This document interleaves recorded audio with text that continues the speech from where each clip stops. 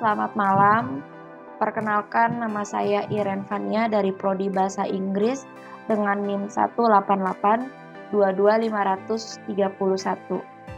Pada hari ini, sesuai dengan tugas yang diberikan oleh Bapak Heri Wardana, saya memilih judul Bahasa Baku.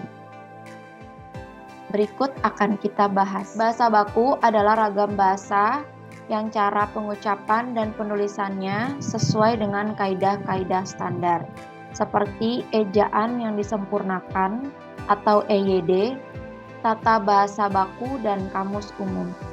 Bahasa Indonesia baku adalah ragam bahasa Indonesia diterima dan difungsikan atau dipakai sebagai model oleh masyarakat.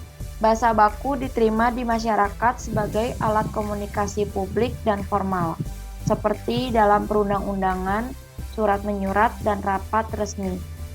Maksudnya dari kalimat ini adalah agar publik bisa menerima dengan baik bahasa, tentunya harus menggunakan bahasa baku. Karena seperti yang sudah kita ketahui, bahasa baku itu adalah sesuai dengan ejaan yang disempurnakan. Dan kalau bisa kita lihat, penggunaan bahasa baku ada di dalam acara-acara formal, seperti yang ada di dalam undang-undang negara, atau kegiatan surat menyurat. Misalnya, yang dimaksud dari sini surat menyurat adalah surat antar perusahaan ke perusahaan lain, atau surat yang diberikan oleh sponsor dari perusahaan lain, dan rapat resmi di mana mungkin dari suatu ketenaga kerjaan di mana pimpinan dan karyawan lainnya. Pasti mereka menggunakan bahasa baku agar lebih mudah diterima. Kemudian kita akan membahas bahasa baku mempunyai 4 peran penting. Yang pertama, standar, dijadikan sebagai patokan. Yang kedua, acuan, dijadikan rujukan atau kiblat. Yang ketiga, pokok, dijadikan bahasa. Lalu yang terakhir adalah sebagai dasar ukuran benar atau salah. Oke, di slide sebelumnya kita belajar tentang peran dari bahasa baku. Sekarang kita akan membahas fungsi dari bahasa baku. Yang pertama untuk komunikasi resmi, yang kedua untuk wacana teknis, yang ketiga pembicaraan di depan umum, dan yang keempat untuk berbicara dengan orang yang dihormati. Contoh untuk komunikasi resmi adalah percakapan antara presiden dan para pejabatnya, pastinya memakai bahasa baku agar lebih dimengerti oleh orang yang berada di dalam rapat tersebut. Kemudian yang kedua, contoh dari wacana teknis adalah bisa kita ambil dari bagaimana pemerintah membuat suatu kebijakan perundang-undangan untuk sebuah negara. Atau juga ketika suatu pemimpin dalam masyarakat membuat suatu hal kebijakan-kebijakan baru yang digunakan untuk langkah berikutnya. Lalu yang ketiga, pembicaraan di depan umum. Contohnya adalah ketika orang dalam lingkungan atau yang disebut Pak RT mengumpulkan masyarakat warganya untuk mengadakan rapat, entah itu dalam pemilihan ketua RT baru atau hal lainnya. Kemudian contoh yang terakhir untuk berbicara dengan orang yang dihormati adalah ketika seseorang berhadapan dengan jabatan yang lebih tinggi darinya, pasti menggunakan bahasa baku. Contohnya adalah karyawan menemui pimpinan dari suatu perusahaan. Kemudian kita akan membahas ciri-ciri bahasa baku.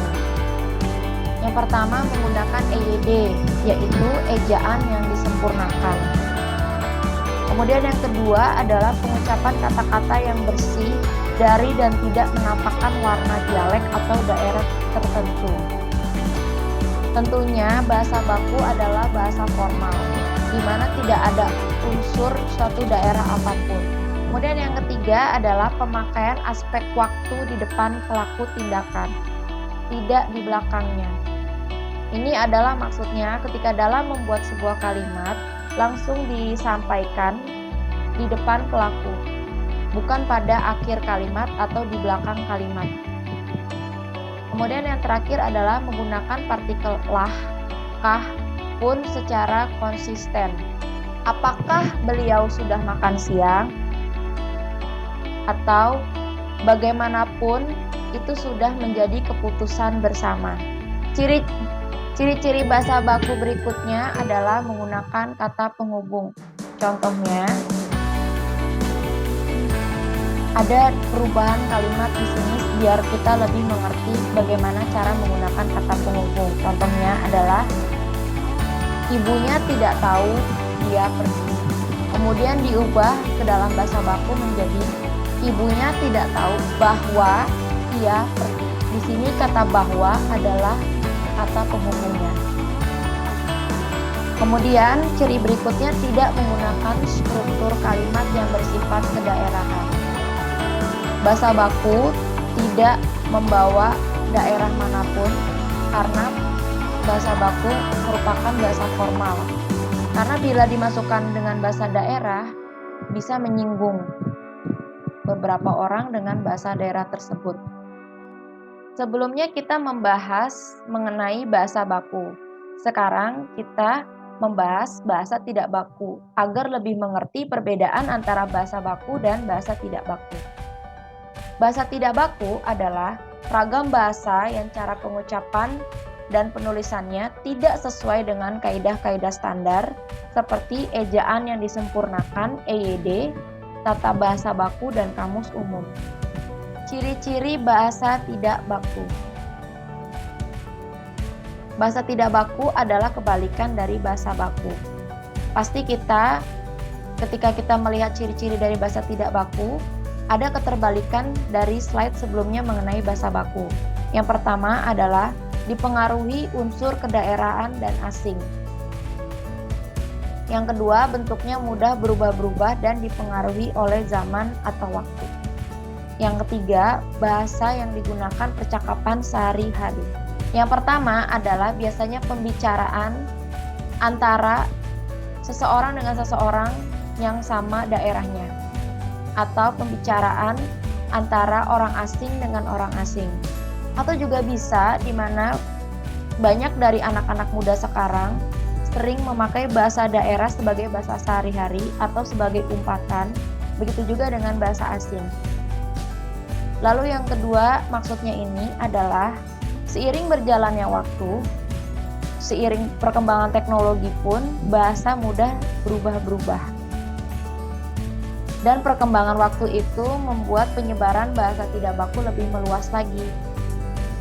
Yang ketiga, bahasa yang digunakan percakapan sehari-hari, yang dimaksud dari kalimat ini adalah menjadi suatu kebiasaan karena keterbiasaan yang dipakai dalam sehari-hari percakapan, sehingga terjadilah bahasa tidak baku. Kemudian fungsi dari bahasa tidak baku yang lainnya adalah percakapan santai. Bahasa yang digunakan percakapan sehari-hari. Maksud dari percakapan santai adalah tentunya berbeda dengan bahasa baku dengan prinsip dari bahasa baku yaitu formalitas. Di sini ketika orang menggunakan bahasa tidak baku akan tercipta suasana tidak kaku, melainkan lebih akrab. Demikianlah presentasi saya pada hari ini. Mohon maaf bila ada kata-kata yang salah selama presentasi saya. Saya juga berterima kasih kepada Bapak Heri Wardana yang telah mengajarkan saya tentang banyak hal di mata kuliah Bahasa Indonesia ini. Dan termasuk bahasa baku, bahan presentasi yang saya pilih. Semoga Bapak diberikan kesabaran dan kesehatan. Saya Iren Fania dari Prodi Bahasa Inggris mengucapkan banyak terima kasih.